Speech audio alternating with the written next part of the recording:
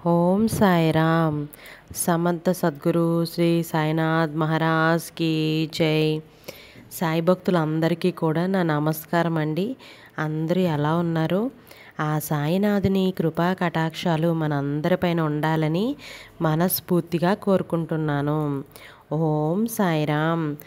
మన ఛానల్ని first time చూస్తున్న వాళ్ళైతే వెంటనే సబ్స్క్రైబ్ చేసి పక్కనే ఉన్న బెల్ ఐకాన్ని క్లిక్ చేయండి.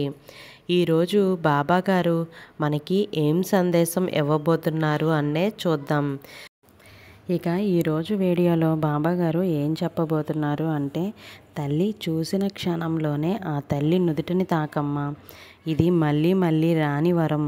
నువ్వు చూడలేనంత సంపదని ఆ తల్లి ప్రసాదిస్తుంది.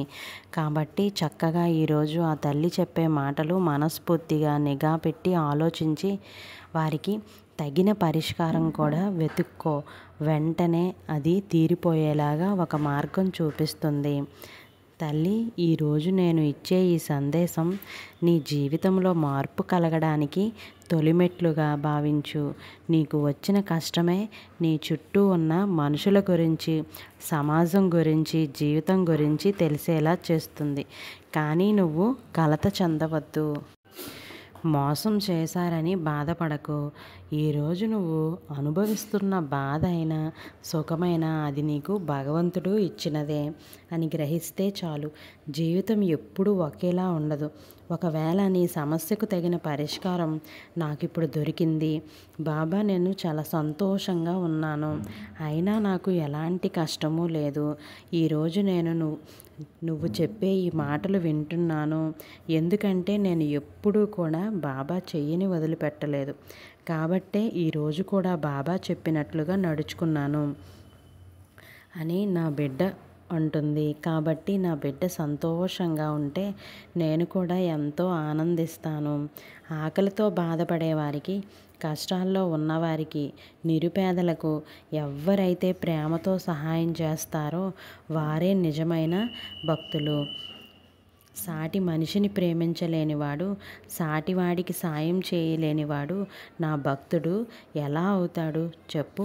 ఈరోజు నీ మనసు వెన్నలాంటిది.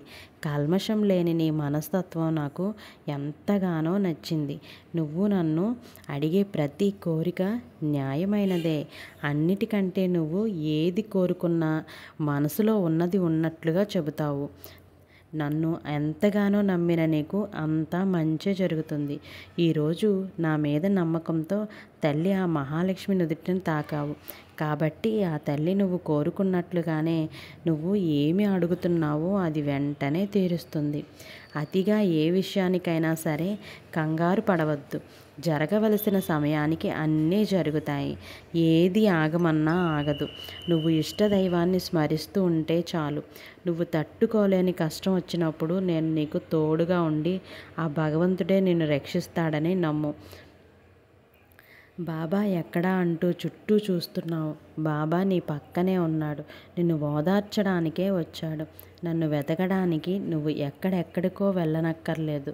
నీ నామము, నీ ఆకారము మరిచినచో నీలో గుర్తించిన చైతన్యము లేదా అంతరాత్మ అనున్నది నేనే. దీనిని నువ్వు గ్రహించి నీలోనిగాక అందరిలోనూ అన్నింటిలోనూ నన్ను చూస్తే ఖచ్చితంగా నీ బాబా నీ పక్కనే కనిపిస్తాడు.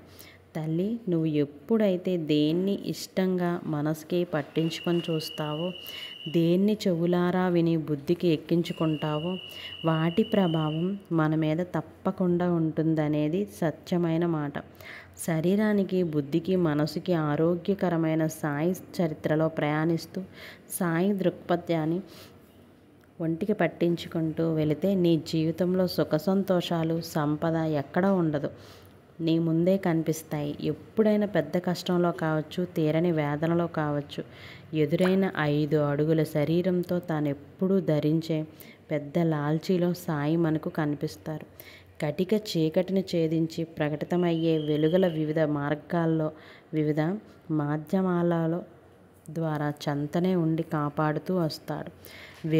వెలుగు యొక్క గొప్పతనం చీకటిని ఛేదించాకే కదా అర్థమవుతుంది. ఆ విధంగానే అజ్ఞానంలో నుండి బయటపడగలిగితేనే కదా ఏది శాశ్వతమో ఏది అశాశ్వతమో అన్నది తెలుస్తుంది. అజ్ఞానం అనే తలగడను తల క్రింద పెట్టుకొని ఇంద్రియ సుఖాల కోరికలనే గుర్రుపెట్టి నిద్రిస్తున్న వారిని దయామయుడైన సాయి మేల్కొలుపుతూ వస్తాడు. జీవితం ప్రతి మనిషికి ఒక గుణపాఠం లాంటిది. ఆ పాఠాలను మనం ఎంత ఛేదిస్తే అంత మంచి జరుగుతుంది. బాబా శ్రద్ధ సబూరి అని మనకు 2 చెప్తూ ఉంటారు. ఆ 2 సూత్రాలను పూర్తిగా విశ్వసించాలి. ఆ 2 మన జీవితాలకు రక్షణ కవచంలా పనిచేస్తాయి.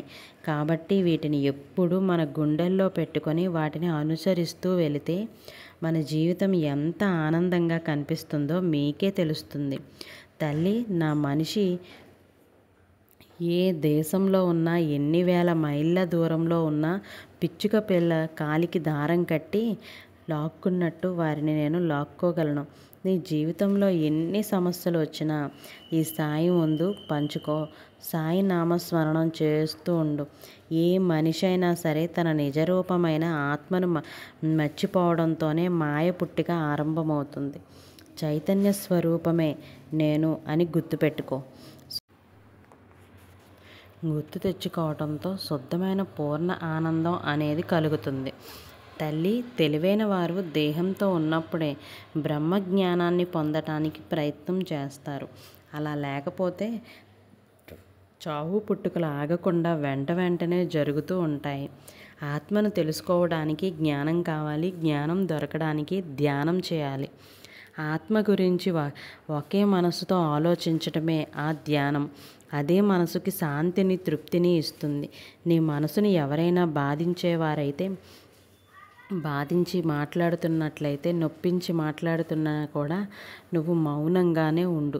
నువ్వు సమాధానం చెప్పద్దు. ఎందుకంటే మనకంటే మంచి సమాధానం కాలమే చెబుతుంది. ఇది గుర్తుపెట్టుకో. నీ విలువ అర్థం కాని వారిని పట్టించుకోవద్దు. నీ విలువ అర్థం చేసుకున్న వాళ్ళని వదులుకోవద్దు.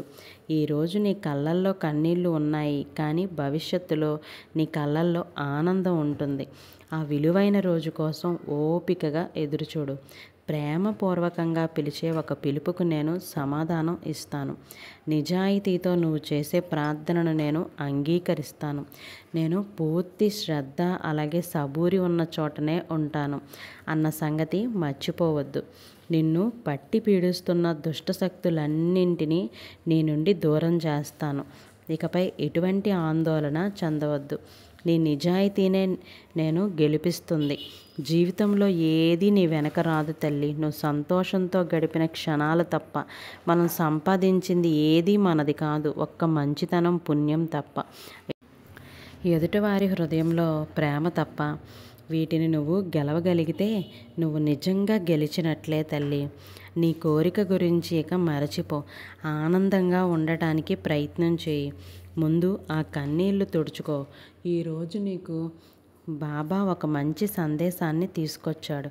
జీవితంలో నువ్వు ఎదగాలి, మంచి స్థాయిలో ఉండాలి అన్నదే నా ప్రయత్నం.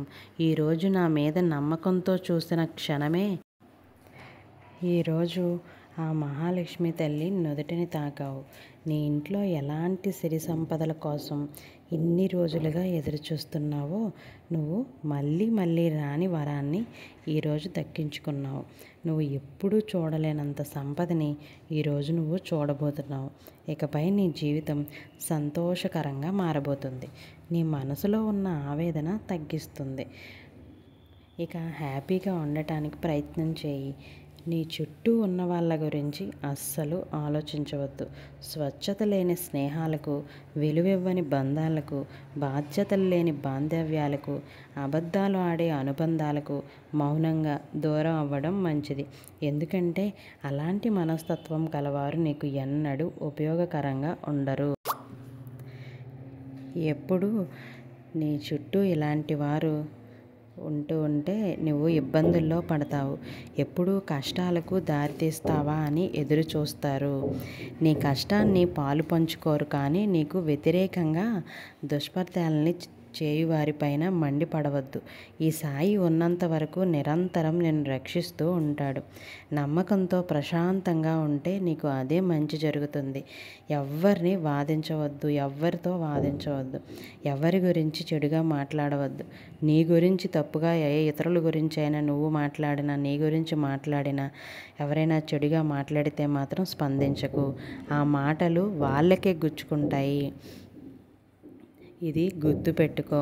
భగవంతుడి వద్ద మనందరి కోసం మంచి ప్రణాళిక అనేది ఉంది. ప్రాణాలతో ఉన్నాము అంటే మనం సాధించాల్సిన పనులు ఎన్నో ఇంకా మిగిలి ఉన్నట్లే. అవేమి తెలుసుకోవడమే జీవిత లక్ష్యం అని గుర్తుపెట్టుకో. కానీ మనం కోరికలు తీరిపోతే పొంగిపోతూ ఉంటాం, తీరకుంటే కుంగిపోతూ ఉంటాం. కష్టం సుఖం అనే విషవలయాన్ని సృష్టించుకొని బ్రతుకును నరకంలో చేసుకుంటూ ఉన్నాం. కాబట్టి కోరికలు అనేవి అంతులేనివి. వాటిని నువ్వు ఎంతవరకు తగ్గించుకుంటే నీ జీవితం అంత సంతోషంగా ఉంటుంది. ఇప్పుడున్న నీ కష్టం చూసి నీ భవిష్యత్తు నీకు భారంగా కనిపిస్తే నా ముందు కూర్చో, నా మాటలు విను. ఈ బాబా ఏం చెప్తే అదే చేయి. నీ జీవితం తక్షణమే బాగుపడుతుంది. సాయి పలుకులు ఎప్పుడు నీకు మంచే జరుగుతాయి. బాబా నేను నీ చెయ్యి పట్టుకుంటే పొరపాటున ఎప్పుడైనా వదిలేస్తానేమో, దయచేసి మీరే నా చెయ్యి పట్టుకోండి. అప్పుడు మీరు ఎట్టి పరిస్థితుల్లోనూ నా చెయ్యి వదలరు కదా. అది సంగతి. నీ మనసులో మాట చాలా చక్కగా చెప్పావు. నీ మనసులో ఆవేదన నాకు అర్థమైంది.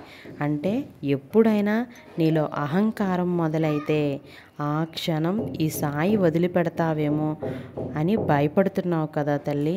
తప్పు. నువ్వు ఎప్పటికప్పుడు నీలో ఉన్న అహంభావాలని, అహంకారాన్ని వదిలించుకోవాలన్నదే నా ఉద్దేశం. నీలో శ్రద్ధ సబూరి ఉన్నంతకాలం నువ్వు ఆనందంగానే ఉంటావు. ఎప్పుడైనా సంతోషంగా ఉన్న రోజుల్లో సంతోషాన్ని చూసి పొంగిపోయినా, లేదా సంపద నీ ఇంట్లో కొలువై ఆ లక్ష్మీదేవి నివాసం ఉన్నా కూడా ఎప్పుడూ నీ జీవితంలో అహంకారాన్ని బయట పెట్టకూడదు. నీళ్ళల్లో నిలబడి చేపలు పడుతున్న జాలరి కాళ్ళ దగ్గర ఉన్న చేపలు ఎట్టాగైతే వలలో చిక్కుకోవో, అలాగే భగవంతుని పాదాలను ఆశ్రయించిన వారు మాయ యొక్క వలలో చిక్కుకోకూడదు, చిక్కుల్లో పడరు. కాబట్టి ఆ మాయలో నువ్వు కూడా ఉండకూడదు అన్నదే నా సిద్ధాంతం. సాయి విభూతిని ఎప్పుడు ధరిస్తూ ఉండు. ప్రతి క్షణం నీ కష్టానికి పాల్పంచుకోవడానికి నేను సిద్ధంగా ఉంటాను. తల్లి, పరమాత్మ అంటే ఎవరో తెలుసా? గుడిలో ఉన్న రాయి అని మాత్రమే అనుకోవద్దు. పరమాత్మ అంటే అన్ని కాలాలలో ఉన్నవాడు, అంతటా వ్యాపించి ఉన్నవాడు, మన హృదయంలో కూడా సజీవంగా ఉన్నవాడు. ఆయనే పరమాత్మ. ముందు నువ్వు ఆయన మనసు గెలవాలి. ఆయన మనసు గెలిస్తేనే నీ జీవితం మోక్ష మార్గం అవుతుంది. పైకి కనిపించే అలంకారానికన్నా లోపల ఉండే గుణం చాలా ముఖ్యం. విషం నిండిన బంగారు పాత్ర కన్నా తేనెతో నిండిన మట్టి కుండ ఎంతో విలువైనది అని చెబుతారు. పవిత్ర హృదయంతో ధ్యానం చేయగలిగితే మన హృదయాలలో జ్ఞానజ్యోతి కొలువై ఉంటుంది. ఇది పరమాత్మని యొక్క సిద్ధాంతం. నువ్వు కావాలనుకున్నప్పుడు ఏదీ రాదు. నీకు రావాలని రాసిపెట్టి ఉంటే ఏది ఆగదు. అలాగే రాలేదని కుంగిపోవద్దు, వచ్చిందని మాత్రం పొంగిపోవద్దు. ఈ రాకపోకలు ఏవైనా సరే కర్మలో ఒక భాగమే అని మాత్రం గుర్తుపెట్టుకో. ఏది శాశ్వతం కాదు. సహనంతో కూడిన మౌనానికి మించిన గొప్ప తపస్సు మరొక్కటి ఉండదు. ఈ రోజు వరకు విలువైన నీ కన్నీరుని కష్టాల వలన కోల్పోయావు. ఇకపై నీ జీవితంలో కోల్పోకుండా కళ్ళ నుండి ఒక్క చుక్క నీరు కారినా అవి సంతోషంతో వచ్చిన ఆనంద బాష్పాలు మాత్రమే అవుతాయి. ఇది ఈ సాయి మాట. నువ్వు ఆత్మవిశ్వాసంతో నమ్మకంగా ఉంటే చాలు. నన్ను ఏది కోరినా అది నీకు చేరవేస్తాను. ఈ ప్రపంచంలో అలాగే నీ చుట్టూ ఉన్న వాళ్ళలో కూడా ఎవ్వరూ నాకు సహాయం చేయటం లేదే అని బాధపడవద్దు. అలాంటి భావన నీలో ఉంచుకోవద్దు. నేనుండగా వేరొకరితో పని ఎందుకు చెప్పు? ఆ పనిని నిర్విఘ్నంగా పూర్తి చేయటానికి నేను సిద్ధంగా ఉన్నాను. గడిచిపోయిన నీ జీవితంలో కష్టాలను గుర్తు తెచ్చుకోకు. నీవు ఇప్పుడు అనుభవిస్తున్న సుఖాల తీయదనం రెట్టింపు అవుతుంది. అందుకే ఏ మనిషి అయినా సరే వచ్చిన దారిని మర్చిపోకూడదు. అలాగే ఈరోజు ఉన్న సుఖాలపై వ్యామోహం పెట్టుకొని అవే శాశ్వతమని భావించకూడదు. నువ్వు నన్ను నమ్మిన దేవుడు నీకు అండగా ఉన్నంత వరకు నీవు దేనికి భయపడవలసిన అవసరమే లేదు. తల్లి, నోరు లేని జీవులు ఆకలి అని అడగలేవు కదా. అందుకే నోరున్న మన మనుషులకు ఆ జీవుల్లో కూడా పరమాత్ముడు ఉన్నాడని చక్కటి ఉదాహరణ ఆ భగవంతుడిలో చూడు. నా బిడ్డవైన నీవు భయపడవద్దు. నేను నీ పరిస్థితిని నీకు అనుకూలంగా మార్చే నేను వెళ్తాను. తల్లి, నీకొక విషయం తెలుసా? ఈ సాయి ముందుకు ఒక భక్తురాలు వచ్చి ఇలా అడిగింది, బాబా, నేను సంతోషంగా ఉన్నప్పుడు నా నీడలా నువ్వు కనిపిస్తున్నావు, మరి నేను బాధలో ఉంటే నువ్వు కనిపించటం లేదు అని అడిగింది. అప్పుడు బాబా, నువ్వు బాధలో ఉంటే నేను నీలోనే ఉండి ఆ బాధను భరిస్తున్నాను అని చెప్పాడు. నీ బాధ్యతలు, విచారాలు ఆ భగవంతునిపై వేసి నిశ్చంతంగా ఉంటే చాలు. నీ వల్ల ఏ పని ఏ సమయంలో జరగవలసి ఉన్నదో ఆ పని ఆ సమయానికి అనుకూలంగా ఆ భగవంతుడు నీ చేతనే జరిపిస్తాడు. నువ్వు చేయవలసినదంతా కూడా ఫలితం ఆశించకుండా సత్మార్గాలను చేయాలి. కష్టాలు ఎదురవుతున్నాయని చేసే పనిని వదిలిపెట్టి పారిపోకూడదు. ఆ కష్టాలు దాటితేనే కదా సుఖం అనేది ప్రాప్తిస్తుంది. దాటించడానికి నేను ఉన్నాను కదా. మరి ఇంకా ఎందుకు బాధపడతావు?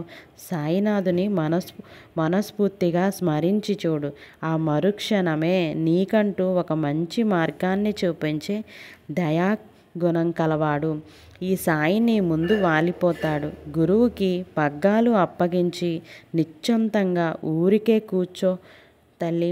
చేయవలసినదంతా నేను చేసి నిన్ను చివరికంట గమ్యం చేరుస్తాను. ఇది గుర్తుపెట్టుకో. ఈరోజు ఒక కోరికతో నా ముందు వచ్చి కూర్చున్నావు. ఈరోజు ఈ సాయి నీకు ఒక మాట చెప్పాడు. తల్లి, మనస్ఫూర్తిగా ఆ మహాలక్ష్మి నుదిటిన తాకమ్మా అని, నీకొక వరం ప్రసాదిస్తాను అని, చూడలేనంత ధనం చూస్తావు అని చెప్పాడు. నిజం కాబోతుంది. నీ జీవితం ఒక మంచి మార్గాన్ని ఎంచుకుంది. ఇక మీదట సంతోషాన్నే చూడబోతున్నావు. ఆ తల్లి అనుగ్రహం కూడా నీకు కలగబోతోంది. రాబోయే రోజులలో అన్నీ సంతోషాలే. నీ ఇంట్లో ఎంతటి కష్టం వచ్చిందో సంపద రాగానే అది తొలగిపోతుంది. అలాగే ఆ సంపదని చూసి మురిసిపోవద్దు. అది ఎంతో కాలం నిలవదు. సంపద, సంతోషం, అలాగే కష్టం, బాధలు ఇవన్నీ కూడా అశాశ్వతాలే. ఏదీ శాశ్వతం కాదు. బాబా, నాకొక సంతానాన్ని ప్రసాదించు. ఎన్నో సంవత్సరాలుగా అడుగుతున్నాను కదా అని నా బిడ్డ అడుగుతుంది. సంతానం కోసం ఎదురు చూస్తోంది. తల్లి, నీకు తప్పకుండా సంతానం కలుగుతుంది. నీ వాళ్ళు ఎంతో ఆనందంతో పొంగిపోతారు. రాబోయే రోజులలో తప్పకుండా నీకు సంతానం కలుగుతుంది. ఆ బిడ్డతో నువ్వు జీవితాంతం సుఖంగా ఉంటావు. ఇది నీకు ఈ బాబా ఇస్తున్న వరం. గుర్తుపెట్టుకో తల్లి. ఈ మాటలన్నీ మరిచిపోకుండా జాగ్రత్తగా నీ జీవితంలో పాటిస్తావనే చెప్పాను. కాబట్టి ఈ మాటలు నీకు నచ్చుతాయనే అనుకుంటున్నాను. బాబాగారు ఈరోజు చాలా చక్కటి సందేశాన్ని మన అందరి కోసం అందించారు. రేపటి సందేశంతో మళ్ళీ కలుద్దాం. సర్వే జన సుఖినో భవంతు. Thank you for watching.